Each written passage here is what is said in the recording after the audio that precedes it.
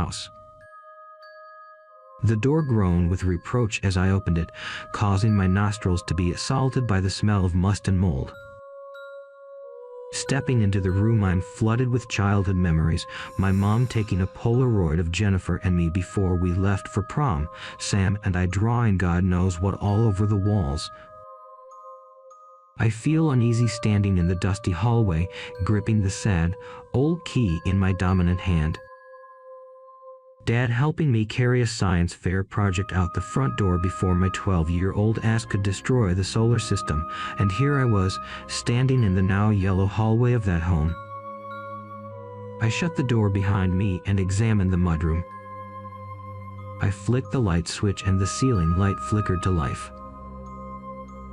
Seeing the house in this new, artificial light, a sense of melancholy overcomes me. I feel sad for the house. The neglect of not being lived in since the early 80s shows differently in the self-contained light it emits. The walls look wrong, I don't know how to describe them. They look like someone left a heat lamp on, they melted, maybe decomposing as I look at them. The walls appear to warp and cry in the light of the yellow ceiling light. That feels right, melting. I regain my composure and leave the room. All the furniture in the kitchen was just where I remember it and covered in dust. Approaching my mom's carnival glass cabinet, I feel a prick of annoyance. She wasted so much money on these, hoping one day she'd be able to send both me and my sister to college.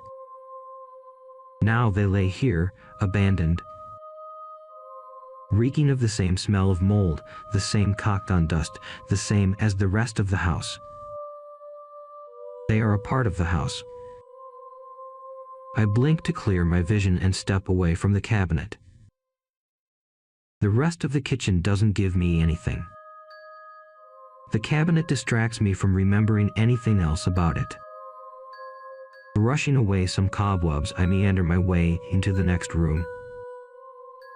The living room is small, garishly decorated with the worst parts of the 60s. I almost laugh looking at it again.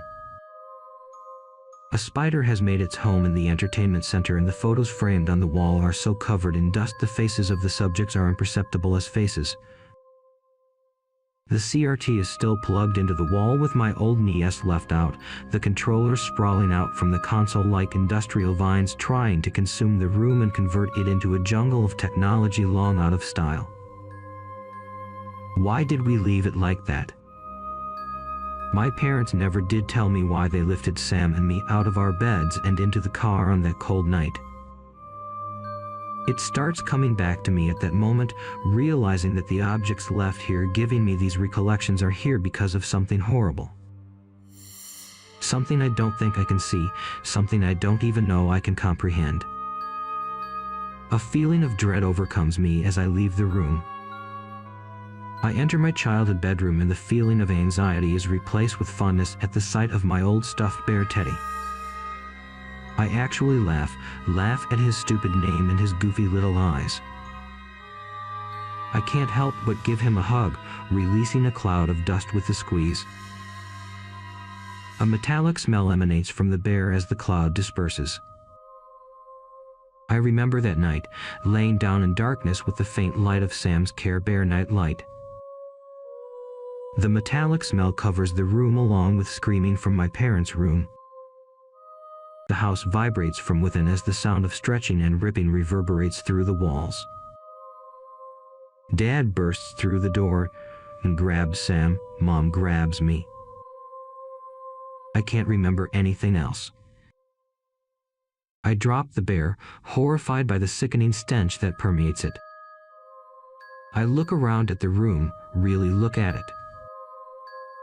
Every inch is stained in a dark crimson.